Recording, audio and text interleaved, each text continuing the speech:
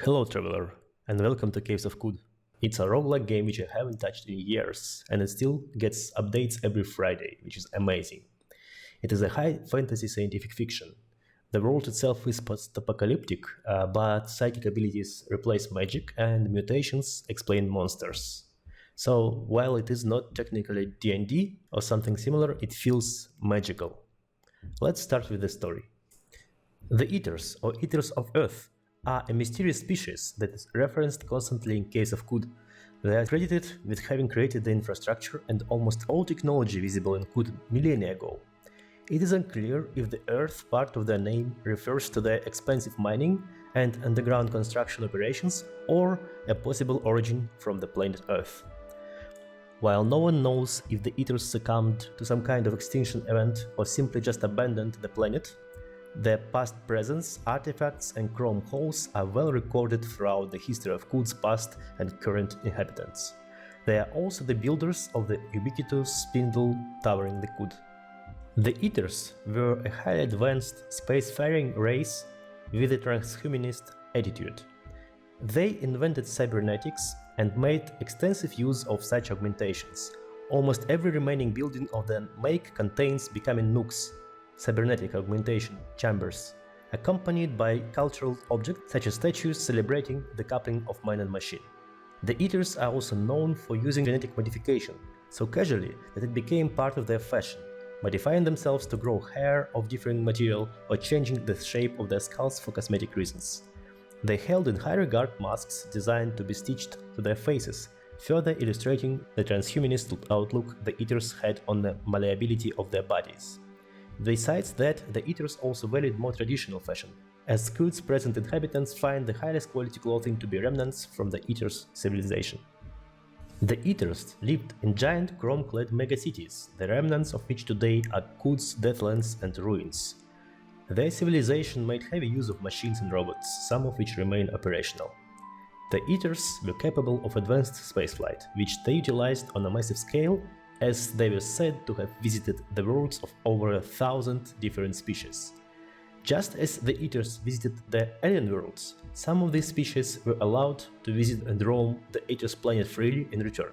It is possible that some of Kud's current inhabitants, like the Urshenib, big sentient bears, or Godfolk, could be direct descendants of those visitors. At some point in their space exploration, the Eaters encountered a coalition of spacefaring species known as the Coven.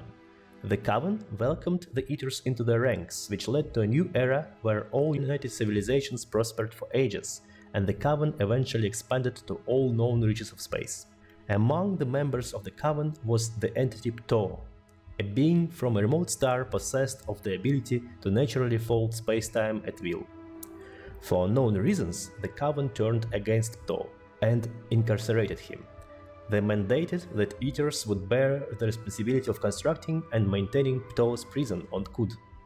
The Eaters constructed Ptah prison deep in the underground of Kud, but not before Ptah contrived a plan for his escape. At some point, before his transfer to the Eater prison, which would hold him and contain his abilities as designed, Ptah fastened a mysterious glass object made from an exotic material of his homeworld, the Amaranthine Prism. At some point, the entity managed to have an older god of the prison facility wield or gaze into the prism, which can make the wielder see the world in Ptah's view. What happened remains unclear, but it is known that the Coven suddenly placed the Eaters' planet in isolation, in which it has remained for thousands of years. The given reason being that the Eaters succumbed to a temptation.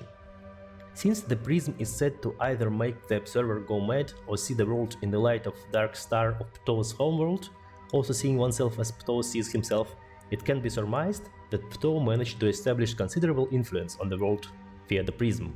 The ultimate result was either that Ptah destroyed the whole Eater civilization, or that Ptah actually converted the Eaters to his cause, which ultimately provoked an apocalyptic intervention by the Coven. The last few remainders of the Eaters retreated into remote enclaves, what are known today as the arcologies, where they remained until present day. The true kin of the arcologies being the descendants of the Eaters is a given, considering that they are the only beings recognized by the becoming nooks. While Ptah remains imprisoned even to this day, he did build a sizable army of followers that he coordinates through the astral plane. His focus currently seems to lie on hunting and assimilating more and more espers, a name for psychic mutants, which is probably related to ending his imprisonment.